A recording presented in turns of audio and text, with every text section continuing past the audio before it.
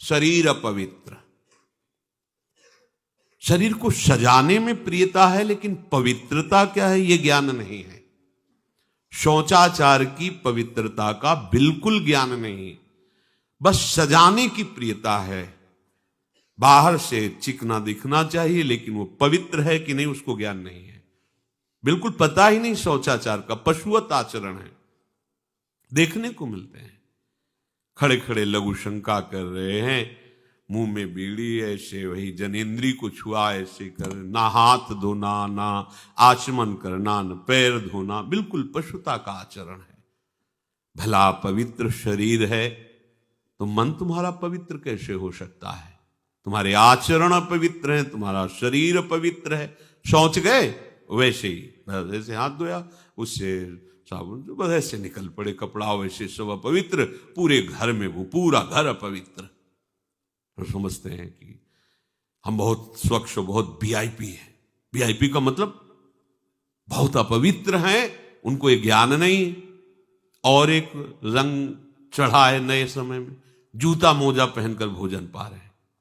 देखो कैसी, अरे साधारण आदमी जिसको कोई शास्त्र से मतलब नहीं, किसान आदमी जो बैठ हाथ पैर धो करके पीढ़ा पे बैठ करके भोजन पाने जाए, इतनी पवित्रता तो हमने गांव में देखी है। बिल्कुल शास्त्र नहीं जानते, कुछ नहीं, पर भोजन पाना है तो हाथ पैर धोए और लकड़ी के पीढ़ा में बैठ के और जय भगवान हाथ जोड़ करके जमीन पर बैठ के भोजन पाए। आज चाहे वो चमड़े का जूता हो, चाहे ध्यान रखना, चमड़े की बेल्ट पहनने वाला और चमड़े के जूता पहनने वाले को गौ हत्या का पाप लगता है। अगर वो इन पशुओं से जो चमड़े निकाल कर निर्माण किया जाता है, जूता बेल्ट आदि, ये जो गृहस्थी जन इनका प्रयोग करते हैं तो उसे गौ हत्या का दंड मिलता है, क्योंकि आप पहनते हैं, उसमें आप सहयोगी हुए, आप उसको प्रोत्साहन बढ़ा रहे हैं गौ हत्या का। ये अब वही सब पहने, वही सोच में कपड़े पहने हैं, वही भोजन में कपड़े पहने हैं, साधना होगी, पवित्रता ही नहीं जानते हैं। लघु शंका करने के बाद यदि आपने जनेन्द्री का प्रक्षालन नहीं किया, हाथ नहीं धोया, चरण नहीं धोए, आचमन नहीं किया, तो आप तो अपवित्र हैं। अरे लघु शंका की क्या है, शौच होने के बाद नहीं से विचार बिल्कुल शून्य हो गया है, बस शरीर आराम, पशु की तरह शरीर आराम। क्या शरीर आराम रहेगा? जब तुम्हारा शरीर अपवित्र है तो आचरण अपवित्र होंगे, तो पाप बनेगा, पाप से तुम्हें शरीर को दुख भोगना पड़ेगा। बिल्कुल समझ खत्म होती चली जा रही। कल केवल मल मूल मलिना, ये नाना प्रकार के पापाचरणों की जो हमारी प्रवृत्ति बढ़ती जा रही है, उसका कारण है खान पान अपवित्र, शरीर अपवित्र। हमने देखा है, वो आपको मजाक सा लगेगा, भोजन पाने के समय घर के जितने भी वयस्क जन होते थे, जब कच्चा भोजन पाया जाता था तो ऊपर के वस्त्र उतार देते थे, एक धोती नीचे पहने हुए ऐसे पाते देखा। बाद में विचार कितनी पवित्रता, क्योंकि वो कपड़े पहनकर बाहर कार्यों और ऐसे जल लेकर के ऐसे आचमन कर हाथ जोड़कर थोड़ी देर, किसान आदमी, वो कोई साधु महात्मा नहीं, कोई वैष्णव नहीं, किसान आदमी की बात कर रहे हैं, हाथ में जय बोल करके प्रभु की फिर प्रसाद पाए, जय हो भगवान आपकी। आज परोसने में अगर कहीं रोटी छू गई परोसने वाले को तो डांट लगती थी, पूरी रसोई जूठी करेगी, रखे यही थाल, हाथ धो, दूसरी थाल मिला।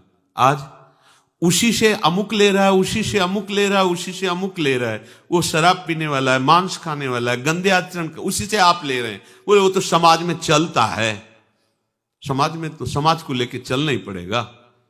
भाई समझो, पवित्रता अति अनिवार्य है, इसे आप समझो। अगर आप अपवित्र पशुओं जैसे, तो आपकी बुद्धि भी पशुवत आचरण करेगी, आसुरी भाव को प्राप्त हो जाएगी। पवित्रता शरीर की आपको एक फल देगी कि आपका मन पवित्र होने लगेगा, क्योंकि शरीर से आसक्त मन है और मन से आसक्त आप हो। जहां आपका मन पवित्र, अच्छे विचार, अच्छा मार्ग, अच्छा निर्णय बुद्धि करेगी, आपको आनंद मिलने लगेगा। ऐसे नहीं है कि आप जैसे पशुवत आचरण करें। बड़ी अपवित्रता बढ़ रही है, अपवित्रता को तो कोई समझ ही नहीं रहा इस विषय को। कैसे कैसे, हमको तो ऐसा भी किन्होंने बताया कि कहीं कहीं ऐसा भी है कि शौच में पानी का ही प्रयोग नहीं होता हो, है। टिश्यू पेपर कह रहे हो विचार करो यार, मतलब कहां पहुंच रहा है हमारा। वो कहते वीआईपी लोग हैं, वाह है ये वीआईपी लोग।